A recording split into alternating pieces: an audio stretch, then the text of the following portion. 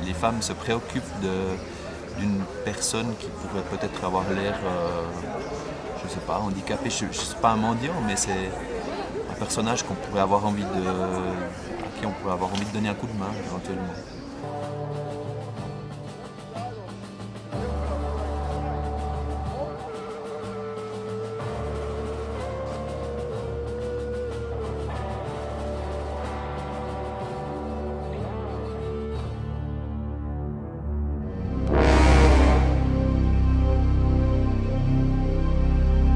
Assez rapidement l'envie quand même d'essayer de montrer à un public, sans penser à un public d'une façon précise, ce qui se passe. Et puis le moyen du son et de l'image, c'est évidemment une possibilité.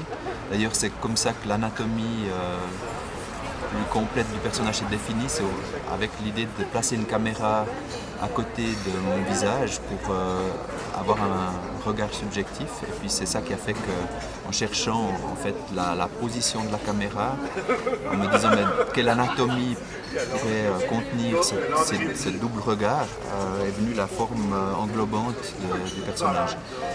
Et puis ensuite la caméra a disparu de l'homme bleu au bout de quelques années parce que je me suis rendu compte que c'était assez intrusif suivant les cultures, pas au Japon où j'ai été assez fréquemment au début, qui est une culture de l'image où d'aller prendre la photo de quelqu'un ou de le filmer n'est absolument pas violent. Donc il y a un échange permanent sur le thème de se filmer. Mais dans d'autres cultures, notamment très proche de nous en France, on est tout de suite dans le conflit, dans le droit à l'image, dans des choses que l'homme bleu n'a pas envie d'aborder. Ce n'est pas des sujets, enfin, il n'est pas question pour moi de... C'est pas un projet qui va agresser la personne, c'est un projet qui est juste proposé et puis après qui n'est pas imposé. Donc la caméra, dès lors qu'elle est intrusive, je ne la veux pas dans le personnage.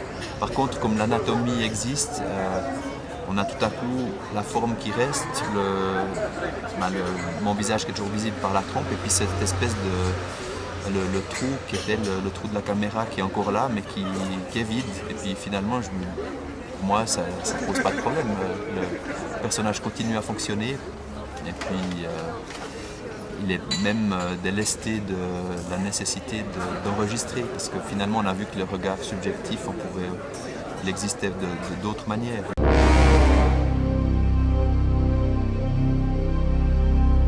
Là, c'était particulièrement difficile parce que c'était une version relativement étrange. Je rentrais encore par dessous alors que je rentre par dessus maintenant dans les dernières versions. Et puis avec la sueur récoltée pendant quelques heures de sortie, ça devenait une espèce de ventouse. C'était la version mexicaine en fait, du costume qui est encore sortie après à Rotterdam. C'est avec cette version que j'ai rencontré aussi Takeshi Kitano. Mais donc c'est pas particulièrement pénible. Au contraire, j'arrive même s'il faut à sortir tout seul, bien que ce soit carrément plus facile d'être avec quelqu'un pour le faire.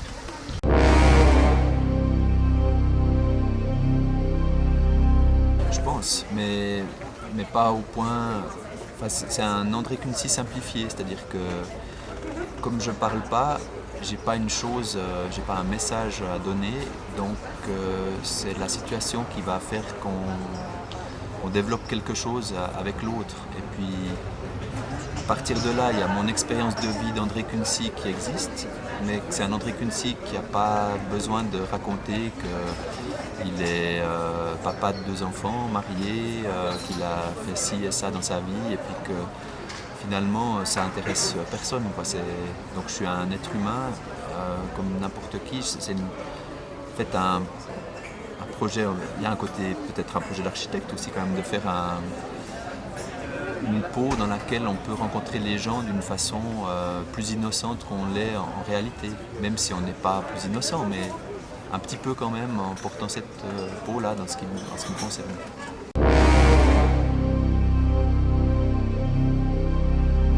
C'est un projet déjà qui ne coûte pas très cher parce qu'il s'agit finalement de trouver de quoi s'acheter des billets d'avion, souvent d'avoir une occasion d'être hébergé quelque part. Par exemple l'été passé, c'est la Thai Film Foundation qui nous a accueillis, qui nous a nourris, logés pendant 2 semaines. Donc on a dû s'acheter 2 billets d'avion, ce qui était à l'époque possible. Il y a d'autres cas où c'est tout à coup une personne qui nous aide, une personne individuelle, où on a eu des aides même publiques. Il y a Pro Helvetia qui a payé le voyage à New York par exemple. Ça dépend, je me suis toujours arrangé pour que ce ne soit pas un problème, mais justement en commençant par avoir un projet qui n'est pas cher.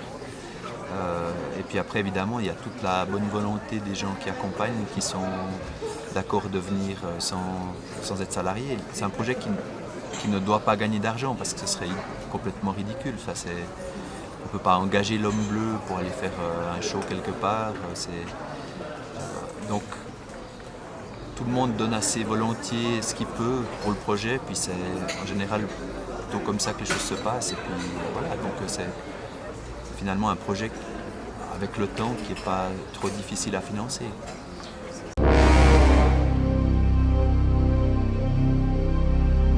Malmö, c'était plus, je dirais, une invitation privée qui m'a permis de faire venir la famille norvégienne, les amis suédois et puis les Suisses. C'était peut-être une manière un peu timide de commencer, de voir comment l'objet fonctionnait, pas trop près de chez moi. Puis je considère que là, d'ailleurs, c'est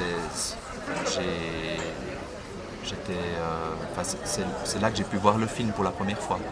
J'ai pas ressenti ce que j'ai pu ressentir hier en voyant le film. J'étais complètement explosé d'émotion, de réaliser que ça correspondait à ce que j'avais envie que les gens puissent voir. Après, est-ce qu'ils le comprennent? Enfin, de toute façon, je ne veux pas qu'ils le comprennent d'une manière ou d'une autre. C'est complètement ouvert dans la compréhension aussi, mais je trouvais que ça pouvait correspondre à ce que j'avais envie de montrer. Il n'y a pas un plan de carrière qui est forcément défini, mais il y a par hasard une boîte de production de Paris qui l'a vu et puis qui aimerait pouvoir éventuellement le remonter un petit peu, et puis, mais pas de façon violente. J'ai eu une conversation avec un monteur qui était d'une humilité absolument confondante. J'étais presque gêné. Je sais bien qu'on peut toujours améliorer les choses. Si on arrive à faire quelque chose qui est encore plus accessible à des gens, à n'importe qui finalement, je serais content. Donc si ça peut passer par monter encore sur une marche pour, je sais pas, rendre le projet plus facile à voir, je serais content. Si ça se fait pas, de toute façon le film aura va se balader. Moi j'ai tendance de manière assez spontanée à imaginer que c'est une possibilité de voyager en plus. Donc par exemple cette nuit, dans la joie de la suite de la première, on a un peu déliré, et puis au milieu de la nuit, en regardant le Google Maps, la ville de Brasilia, qui était aussi les décors de Gestalt, qui est le projet suivant, j'ai montré le drive-in que j'avais repéré aux copains, et puis on a cliqué sur le lien, on a trouvé un numéro de téléphone, puis on a appelé les gens du drive-in en leur demandant si on pouvait éventuellement projeter notre film d'homme bleu.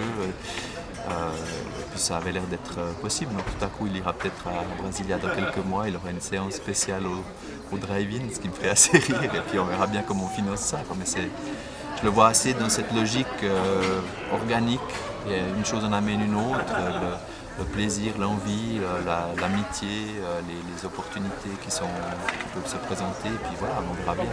Il n'y a pas un plan de carrière de toute façon, ce serait complètement ridicule par rapport à ce projet.